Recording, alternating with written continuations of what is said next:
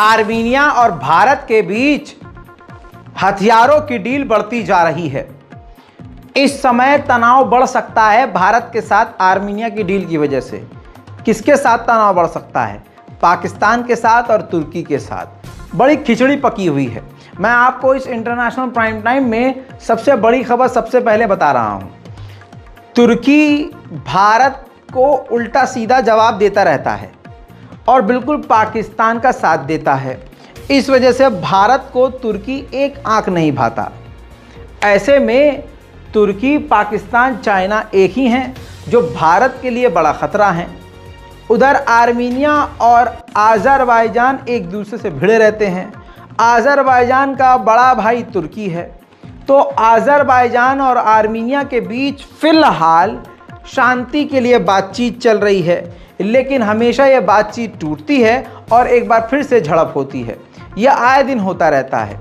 ऐसे में आपको बता दूं कि पिनाका एयर डिफेंस सिस्टम पहले ले चुका है भारत से आर्मीनिया, और अब एंटी ड्रोन सिस्टम ले रहा है भारत से आर्मीनिया।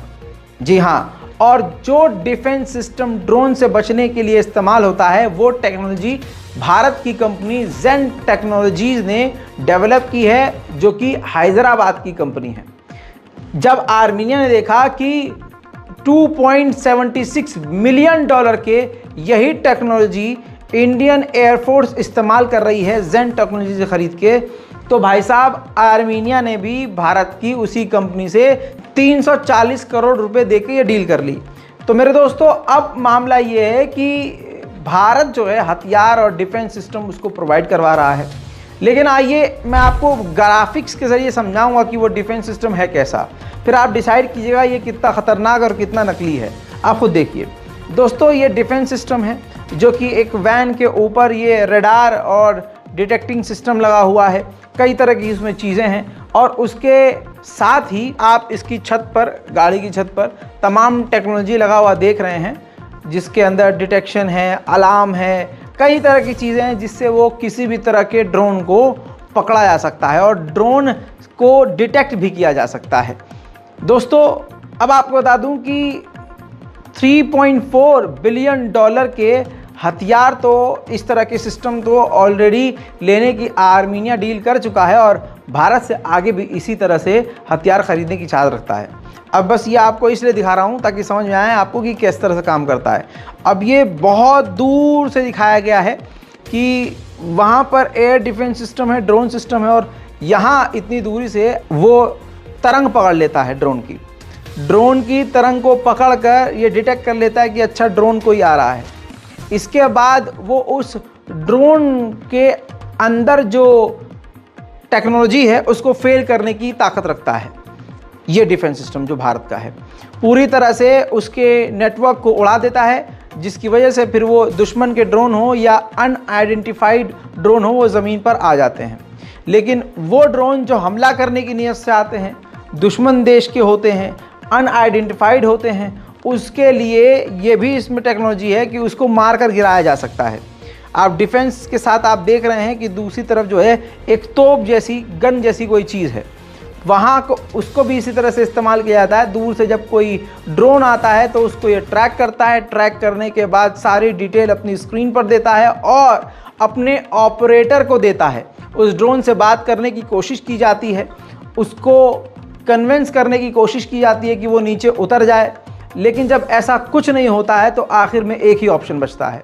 जी हाँ, उस रडार सिस्टम के साथ जो गन लगी होती है वो गन एग्जैक्ट उस लोकेशन पर फायर करती है जो लोकेशन रडार सिस्टम उसे देता है, जिसके ज़रिए उन ड्रोन को मार गिराया जा सकता है।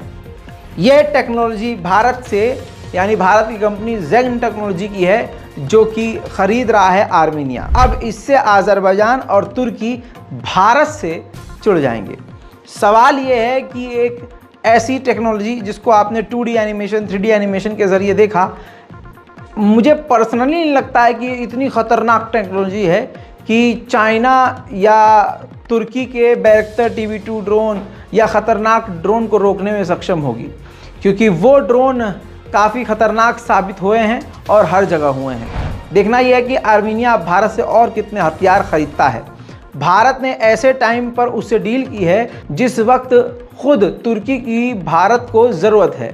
जी हाँ, कतर में जो भारत के 8 नेवी के अफसर हैं जिन्हें फांसी की सज़ा कतर ने सुनाई है, उनकी रिहाई के लिए रिक्वेस्ट भारत ने तुर्की से ही की थी। तो अब बताइए तुर्की क्या मदद करेगा। खैर आगे बढ़ते हैं। उधर आर्मीनिया पूरी तरह से भारत में घुसने को तैयार है। दोस्तों, भारत से आर्मीनिया अब बात कर रहा है, बल्कि भीख मांग रहा है कि आप हमें अपने चाबहार पोर्ट में शामिल कर लीजिए ताकि हम दूसरे एशिया तक पहुंच सकें बिना किसी और की मदद के। मेरे दोस्तों, अब भारत और आर्मीनिया ये कर रहे हैं, लेकिन मोदी सरकार ने ये सोचा नहीं कि उसके खिलाफ रणनीति शुरू हो जाएगी। अब ये तस्वीर देख लीजिए, जो मैंने कहा वो उधर हो रहा है। पाकिस्तान ने इसका पूरा फ़ायदा उठाया। पाकिस्तान के केयर टेकर पीएम, उन्होंने आज़रबाईजान के राष्ट्रपति इल्हाम अलीयव से मुलाकात भी कर ली। भारत आर्मीनिया को जो हथियार दे रहा है और उसको हथियार बंद कर रहा है, इन मुद्दों पर पाकिस्तान और आज़रबाईजान ने बात की है। अब बताइए, पाकिस्तान के प्रधानमंत्री जाके बात कर रहे हैं भारत और आर्मीनिया के रिश्ते पर। अबे भाई, पहले अपने यहाँ लैमिनेशन का इंतज़ाम करो, कंफ्यूज मत होइए दोस्तों। बताइए, ये इतने कंगले हो गए हैं कि पासपोर्ट जो लैमिनेट होके मिलता है, लैमिनेशन जिसकी होके मिलती है, आपको पता है पाकिस्तान के पास लैमिनेशन के पेपर ख़त्म हो चुके हैं, लैमिनेशन वाली पिन्नियाँ ख़त्म हो चुकी हैं।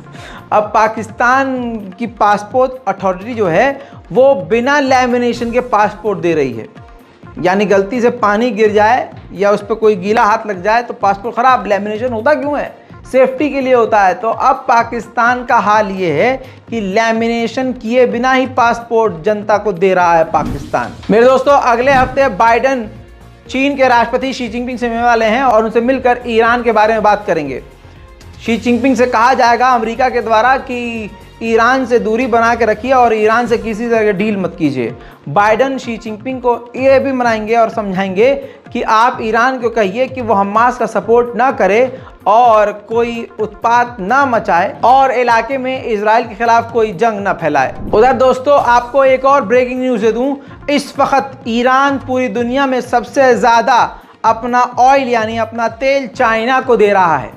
हो सकता है बाइडेन इस मुद्दे पर भी चीन से बात करें। लीजिए, आप और हम शिया सुन्नी करते रहे, आप हमको गरियाते रहे, हम अंदर अंदर किलसते रहे, हमारे लोग शिया सुन्नी आपस में सोशल मीडिया पे करते रहे और उधर शिया सुन्नी की मिसाल पैदा हो गई।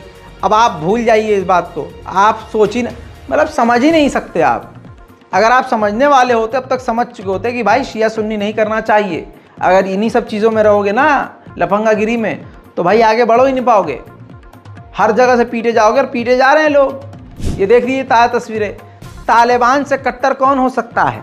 तालिबान ने ईरान के साथ 5 इकोनॉमिक टाई अप कर लिए हैं, इकोनॉमिक डील कर लिए हैं, 5 बड़े बड़े एग्रीमेंट, जिसमें अब ईरान और अफगानिस्तान एक दूसरे के साथ तिजारत यानी बिजनेस करेंगे। मेरे दोस्तों, उसके बाद ये देखिए, तुर्की का बैरक्टर TB3 है ये। इसको 5वीं बार सफलतापूर्वक उड़ाकर टेस्ट किया गया है। तुर्की का ये बैरक्टर सीरीज का काफ़ी खतरनाक ड्रोन माना जा रहा है और बैरक्टर TB2 ड्रोन की तबाही आप देख चुके हैं कि उसने क्या तबाहियां मचाई हैं। उसके बाद अब ये उसका एडवांस ड्रोन आया है, तो इसकी मार्केट में डिमांड बहुत ज़्यादा है। बहुत जल्द ये दुनिया के सामने बिकने के लिए भी खड़ा हो जाएगा। लीजिए, दुनिया में पहली बार दुनिया का सबसे खतरनाक परमाणु बॉम्बर, वो भी अमेरिका का, अमेरिका ने दिखा दिया है पहली बार, वो भी उड़ता हुआ। यह है B-21 राइडर स्ट्रेटेजिक बॉम्बर। इसको एनिमेशन मत समझिएगा, ये अमेरिका का सबसे खतरनाक परमाणु बॉम्बर है। मेरे दोस्तों, उधर जंग के इस माहौल में अमेरिका के डिफेंस मिनिस्टर और विदेश मंत्री यानी फॉरेन मिनिस्टर और डिफेंस मिनिस्टर भारत पहुंचे। ऐसे में भारत के डिफेंस मिनिस्टर और भारत के फॉरेन मिनिस्टर्स ने भी उन अमेरिकी लोगों से की, अमेरिका के विदेश मंत्री और अमेरिका के डिफेंस मिनिस्टर से की। दोस्तों, कई मुद्दों पर बात हुई है। इसमें अमेरिका को काफ़ी ज़्यादा पुचकारा है। भारत ने कहा है कि अमेरिका जो है हमारी प्रॉब्लम्स को समझता है। अमेरिका ने कहा कि चीन से जुड़े ख़तरे पर हमने भारत से बात की है, यानी भारत को चीन ने डराया है कि भैया चाइना से सतर्क रहिए। भारत ने कनाडा के मामले में अमेरिका को सफाई दी है कि कनाडा ने हमारे साथ क्या क्या किया है, हम पर इल्ज़ाम लगाया है।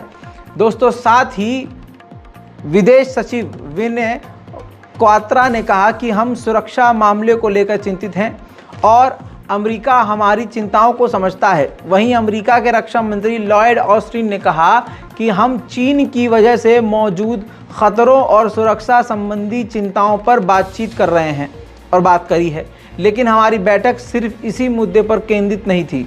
इसके अलावा आपको बता दूं कि अमेरिका ने भारत को पूरी तरह से चाबी भरने की कोशिश की है। जी हाँ, कैसे, मैं बताता हूँ। दोस्तों, साउथ चाइना सी में भारत बिल्कुल नहीं घुसता है, दूर रहता है। मतलब जाता है तो अपना सीधा सीधा नाक की सीध में काम करके, बिजनेस करके, ट्रेड करके वापस आ जाता है। लेकिन अमेरिका भारत को ये कह रहा है कि साउथ चाइना सी में अपनी मौजूदगी बढ़ाइए। ये गली की आंटी नहीं होती है, घर में आती हैं, हमारी वो बनती हैं बहुत हमदर्द, लेकिन असल में वो हमें भड़का देती हैं और हमें गलत रास्ते पर भेज देती हैं। और जब हमारी लड़ाई हो जाती है वो पीछे हो जाती है, नहीं अरे बेटा हमने कब कही कि हम तो नहीं कह रहे थे, ये तुमने गलत कही। उल्टा वो बाद में तुम्हें गलत करेंगी। अमेरिका वही कर रहा है। अब अमेरिका भारत से कह रहा है कि साउथ चाइना सी में अपनी मौजूदगी बढ़ाइए।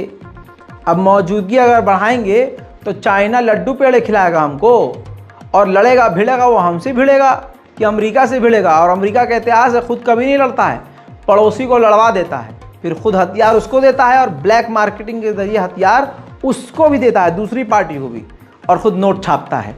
अमेरिका का ये कैरेक्टर आप समझ लीजिए मेरे दोस्तों। इसके अलावा आपको बता दूं, MQ-9 रीपर अमेरिका से ड्रोन खतरनाक भारत खरीदना चाहता है। इस मुद्दे पर भी अमेरिका से भारत ने बात की है। दोनों के बीच, यानी भारत और अमेरिका के बीच एक बड़ी डील भी हुई है। दोनों अमेरिका और भारत मिलकर एक व्हीकल बनाएंगे, आम व्हीकल बनाएंगे, बख्तरबंद गाड़ियां बनाएंगे जो सेना के काम आएगी। मेरे दोस्तों, इसके अलावा चाइना ने साफ तौर से कहा है इस मीटिंग के फौरन बाद कि भारत को हम अपने दुश्मन के तौर पर नहीं देखते हैं, हम पड़ोसी के तौर पर देखते हैं। हाँ, हमारे बहुत सारे मतभेद हैं जिसको बातचीत के जरिए हल किया जा सकता है। फिलहाल के इस अंतर्राष्ट्रीय प्राइम टाइम रिपोर्ट में अभी के लिए इतना ही। चैनल को सब्सक्राइब कीजिए, रिपोर्ट को शेयर कीजिए। जय हिंद।